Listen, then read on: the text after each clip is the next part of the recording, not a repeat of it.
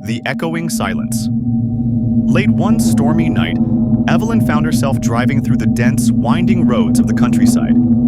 She had just left her cousin's wedding and was eager to get home. The rain came down in sheets, making the road nearly impossible to see.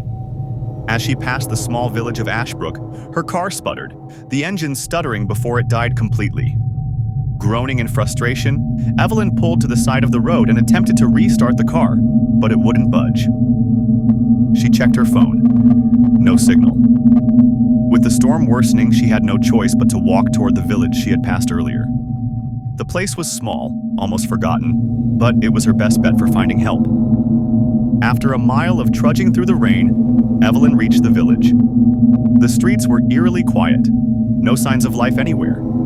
The houses seemed abandoned, windows boarded up, doors locked tight.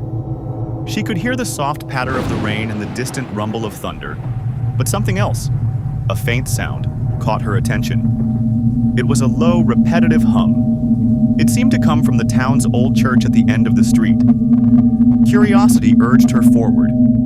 As she approached, the hum grew louder, filling the empty space with a strange, hollow vibration. The church's doors were slightly ajar, and Evelyn pushed them open. Inside, the air was thick, almost oppressive. The church's altar was covered in dust, its candles long extinguished, but the hum, that strange, unsettling hum, was growing louder.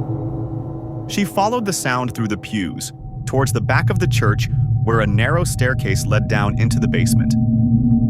Against her better judgment, Evelyn descended the steps. The air grew colder, and the hum morphed into a low, almost mechanical echo.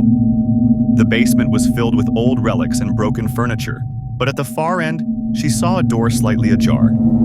She could swear she heard whispering from within. Pushing the door open, she was met with the sight of a small room, its walls covered in strange symbols, drawn hastily in what looked like chalk. In the center of the room, a wooden crate sat on the floor, the hum now a constant pulsing vibration that seemed to rattle her bones. Evelyn approached cautiously, her heart pounding in her chest. She reached for the crate and, with trembling hands, opened it. Inside, there was nothing. Nothing but darkness. The hum stopped. Then, from the shadows, came the sound of breathing. Shallow, ragged, like someone or something trying to catch its breath. Evelyn froze. She slowly turned, but there was nothing, just the whispering again, growing louder. Her breath quickened as she backed away, feeling an unseen presence pressing in from all sides. Before she could turn to run, a voice, low and guttural, echoed in her ears. "It's your turn." The basement door slammed shut behind her. Her screams echoed in the empty church, but no one would hear them. The village of Ashbrook had been waiting for her,